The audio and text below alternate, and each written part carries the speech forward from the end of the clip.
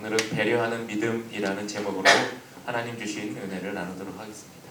우리 사랑하는 성도 여러분, 우리가 세상을 살아가다 보면 교회 안에서 신앙생활을 또 하다 보면 필연적으로 다른 사람과 부딪히게 됩니다. 아무리 은혜가 충만한 교회라 할지라도 전혀 다른 환경에서 자라온 사람들이 모였기 때문에 생각의 차이가 존재하고 그로 인한 갈등이 생겨나게 마련입니다. 오늘 바울이 편지를 보내고 있는 로마 교회가 바로 그러한 심각한 갈등 앞에 놓여 있었습니다. 당시 로마 교회는 역사적인 큰 혼란을 겪었습니다. 글라우디오 황제가 로마 내 유대인들 사이에 일어난 소요 때문에 유대인 추방령을 내렸고 그로 인해서 로마 교회의 주축을 이루었던 유대인 그리스도인 그들이 이제 로마 밖으로 떠나게 됐습니다. 유대인들이 떠난 몇 년 기간 동안 로마 교회에 남아있던 이방인 그리스도인, 여기서 말하는 이방인 그리스도인은 로마인이나 그리고 그리스인을 이야기합니다. 이방인 기독교 그리스도인들이 중심이 되어서 교회를 구성하게 되었고 그들 중심으로 교회를 재편하게 된 것입니다. 그들은 유대인의 율법이나 전통에 얽매이지 않고 예수 안에서 얻은 자유를 누리며 그들만의 방식으로 교회를 성장시켰습니다. 그런데 로마 황제가 바뀌면서 그 내려졌던 추방령이 해제됐습니다. 그래서 떠났던 유대인 기독교인들이 다시 로마 안으로 들어오고 그들이 교회로 다시 들어오게 됐습니다. 그래서 로마 교회 안에는 떠나갔던 유대인 그리스도인들이 돌아와서 그들이 또 한 자리를 구성하게 됐고 기존에 남아있던 이방인 그리스도인들이 또 기존에 남아있던 대로 구성되게 됐습니다.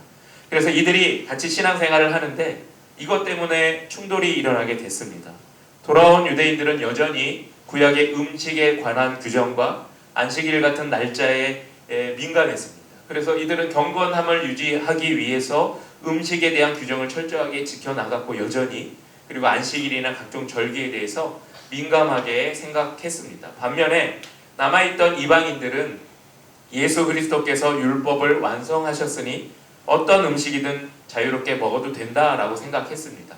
그러니까 교회 공동체 안에서 음식을 먹는데 유대인 그리스도인들은 먹지 않는 음식들이 많았어요. 그러니까 그들은 먹지 않았고 반면에 이방인 그리스도인들은 교회 공동체 안에서 식사를 할 때 너무나도 자유롭게 음식을 먹었습니다. 한번 그런 생각 해보시면 좋을 것 같아요.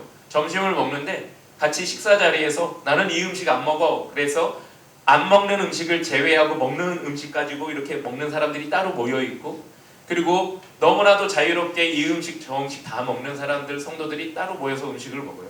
그 음식 먹을 때마다 이제 사람들이 구분되어 있고 따로따로 음식을 먹는다라고 생각해 보세요.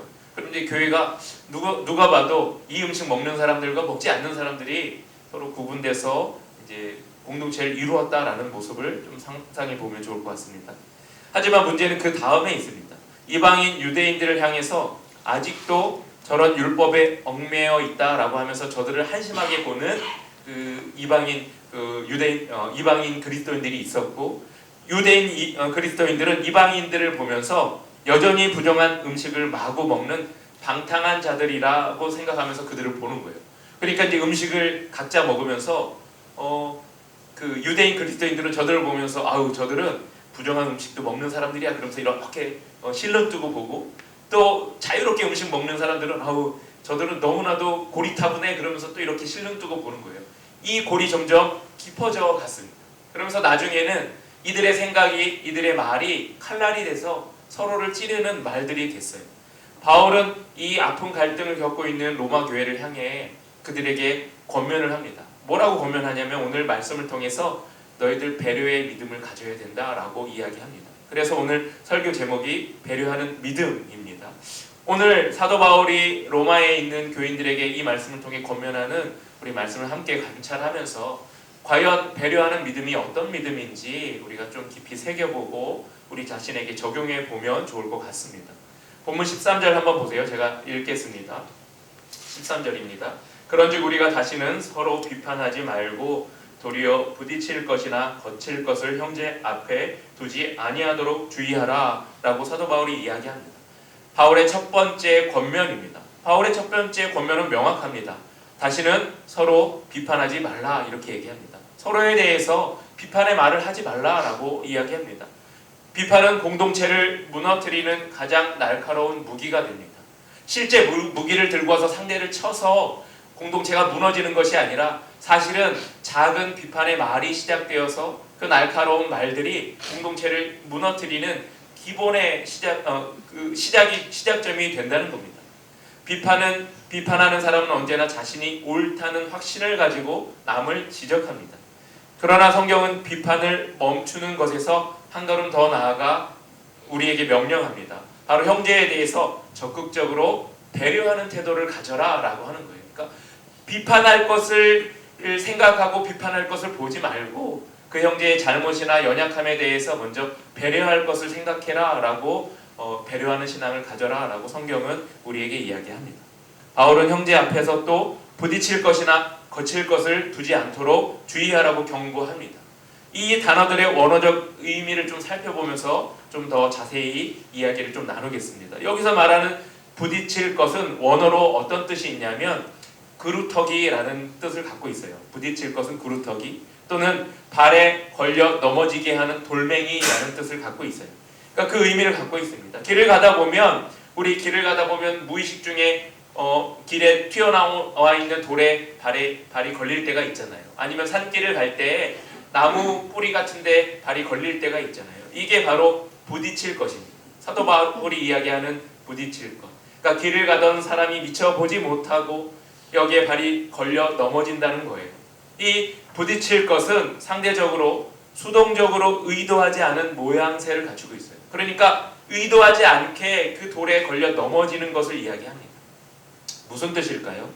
내가 일부러 저 사람을 넘어뜨리려고 한 건 아닌데 내가 무심코 행한 행동이나 말이 그루터기가 되어 상대방을 걸려 넘어지게 만든 상황을 이야기합니다.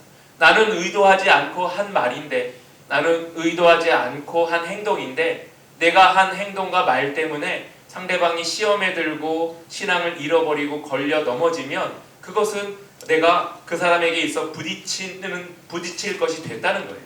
이걸 좀 어떻게 설명해 볼까라는 고민을 좀 해봤는데 제가 예전에 지방에서 목회할 때 제가 목회하면서 너무 바빴어요. 막 새벽에 나가서 밤 11시, 12시에 퇴근하고 그랬거든요. 그런데 이제 부교육자니까 새벽기도 또 열심히 나갔거든요. 새벽기도 몇 시간 못 자고 나갔어요. 근데 목사님이 이제 새벽기도를 너무 강조하시고 부교육자들이 새벽에 기도하는 걸 이제 너무 원하셨어요. 기도 크게 해라 막 이런 얘기를 하셨기 때문에 부교육자들이 앉아서 새벽기도 막 소리내서 기도하거든요. 근데 너무 피곤하다 보니까 한 1, 2분 주여 하고 기도하다가 어느 순간에 자고 있어요. 의자가 아니라 맨바닥에서 기도하다 보니까 어느 순간에 자고 있는 거예요.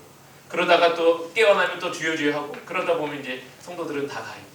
제가 이 말씀 주면서 그런 생각이 들었어요. 아니 목회자가 새벽에 나와서 열심히 기도해야 되는데 코 골면서 자고 있어?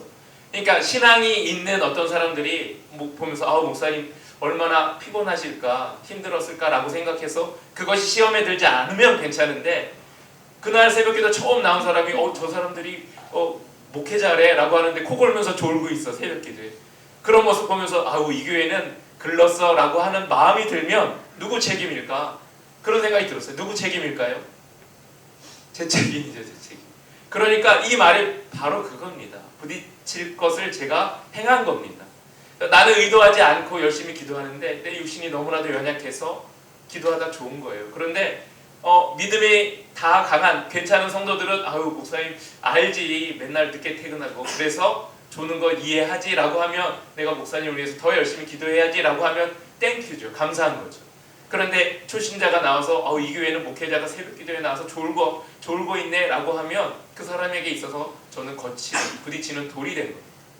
여러분 우리가 교회 공동체 안에서 나는 신앙이 자유로워 괜찮아 내가 예배 드릴 때 이것도 그냥 예를 들어서 설명하는 거니까 시험 들지 말기 바랍니다. 예를 들어서 예배 드리면 찬양하는데 우리 장로님이 너무 피곤했어 찬양하다 이렇게 졸고 계셔.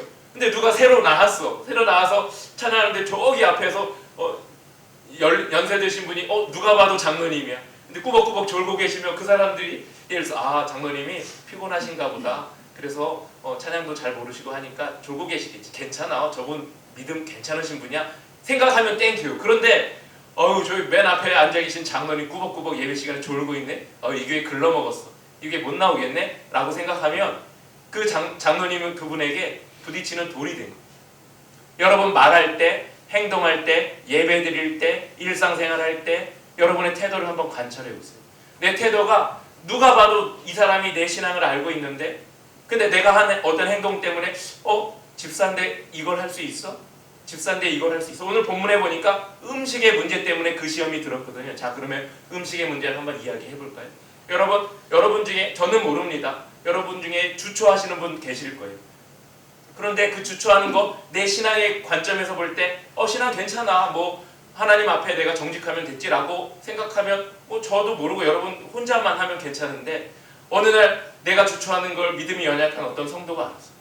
아니 장로님이 주초해도 돼요? 라고 생각하는 순간 그 분은 이제 그거에 대해서 이제 부딪히는 돌이 된 겁니다. 그러니까 우리의 신앙에 있어서 나를 정리해야 될 부분이 바로 이겁니다. 교회 공동체 안에서 서로에 대해서 부딪히는 돌이 부딪힐 것이 되지 않게 그루터기가 되지 않게 해야 한다는 겁니다. 사도 바울이 여기서 멈춘 게 아닙니다. 둘째, 거칠 것에 대한 이야기를 합니다. 거칠 것. 이게 원어로 해석해서 이렇게 요즘 시대의 단어로 보면 이걸 스캔들이라고 합니다. 스캔들이 이 거칠 것에서 나왔어요. 그런데 이 단어의 본래의 뜻은 뭐냐면 사냥꾼이 짐승을 잡기 위해 설치해 놓은 덫, 올가미, 함정입니다. 왜 사도 바울이 본문에서 형제들에 대해서 부딪힐 것이 되지 말라고 이야기할까? 거칠 것이 되지 말라고 이야기할까?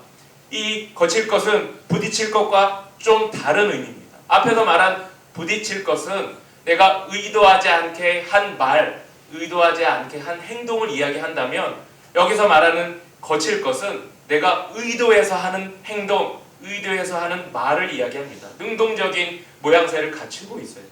상대방이 실족할 것을 뻔히 알면서 하는 말, 상대방이 실족할 것을 뻔히 알면서 하는 행동을 거칠 것이라고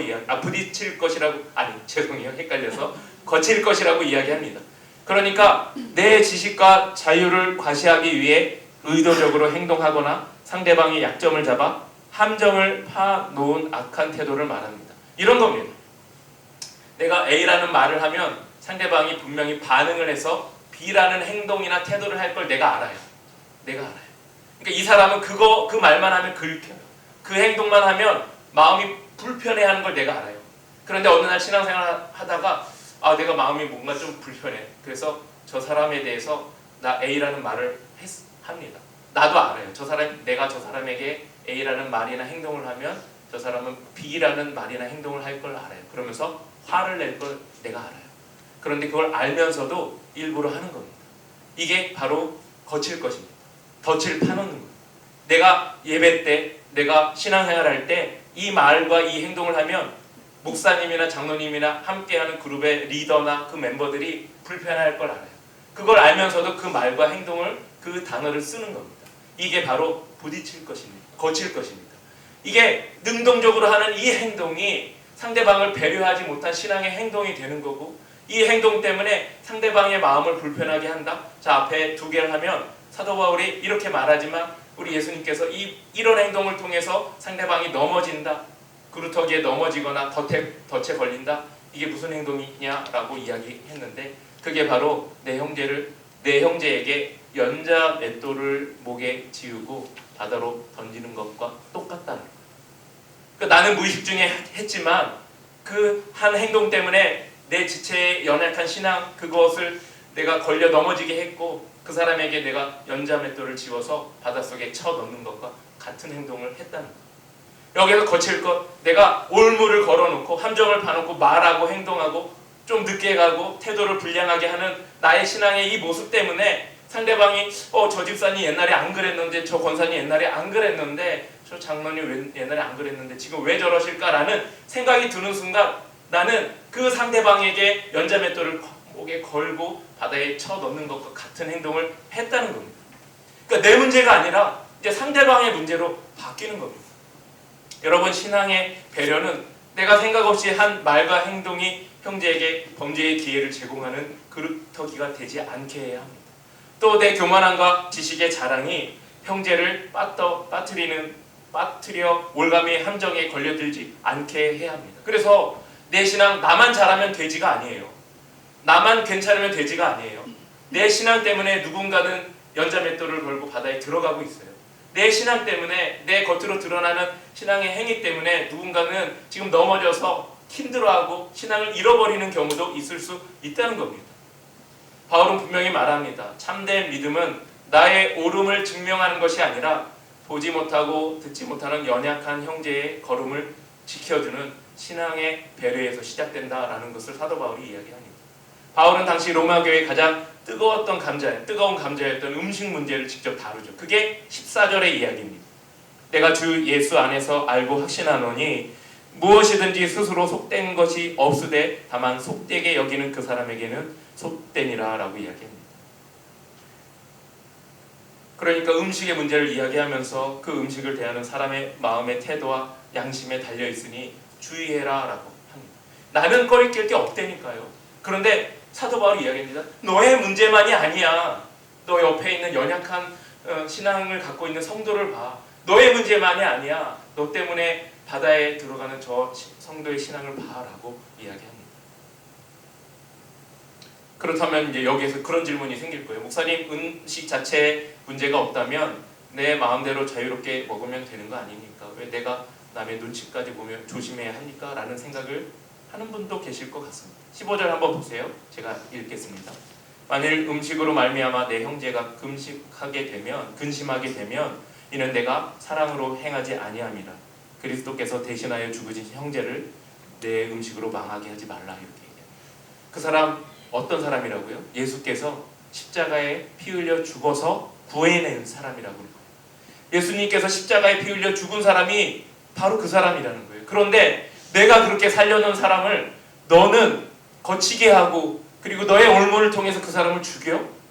나는 내 핏값으로 내 목숨값으로 그 사람을 살려냈는데 너의 부주의한 행동, 생각 없이 한 그 행동 때문에 그 사람을 너는 죽이고 있어 라고 하는 말이 얼마나 무서운 말입니까? 그러니까 우리의 신앙은 나 하나만의 책임이 아니에요. 그러니까 우리의 신앙의 태도와 견덕은 나 하나만의 책임이 아니에요. 나를 보는 누군가 나를 보고 신앙이 성장할 수도 있고 나를 보는 누군가 나를 통해서 신앙이 거꾸러질 수도 있다는 거예요. 그러니까 나 하나의 책임이 아니기 때문에 정말 조심하고 정말 애를 쓰고 정말 노력해야 됩니다. 그런 차원에서 보면 제가 제일 무겁습니다. 제가 잘못 하나 하면 여러분들 수없이 목에다 연자맷돌을 걸리고 씌우고 제가 여러분을 바다에 쳐넣을 수도 있다. 얼마나 저도 조심스러울까요? 너무나 조심스럽습니다. 바울이 엄중하게 경고합니다. 음식보다 공동체의 지체가 훨씬 더 중요하다. 나의 신앙의 자유보다 공동체에 속해 있는 지체가 훨씬 더 중요하다. 나의 신앙의 태도보다 공동체에 속해 있는 지체가 더 중요하다. 그들은 예수 그리스도께서 십자가에서 당신의 핏값으로 사신 매우 귀중한 영혼이고 소중한 영혼이다라는 것이죠.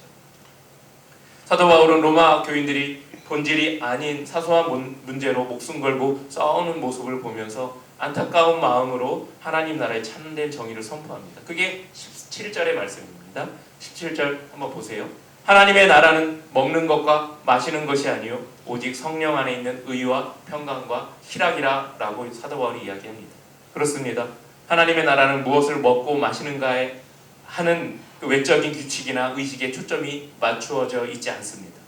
오늘날로 바꿔 말하면 우리가 어떤 교파의 전통을 따르느냐, 우리가 어떤 스타일의 예배를 선호하느냐, 우리가 어떤 정치적 성향을 가졌느냐, 얼마나 철저하게 율법적인 성취를 이루느냐, 이게 중요하지 않다는 거예요. 이게 본질이 아니라는 거예요. 사람들은 자꾸만 눈에 보이는 형식과 규칙과 뭐 이런 것으로 의로워지려고 하는데 그게 중요하지 않다는 거예요. 나는 이것 하나도 중요하지 않아. 이것 하나도 중요하지 않으니 내가 중요한 것은 영혼이 살아나고 내가 중요한 것은 영혼이 회복되는 거야 라고 사도 바울을 통해서 그 로마에 있는 교인들에게 권면하는 것이죠.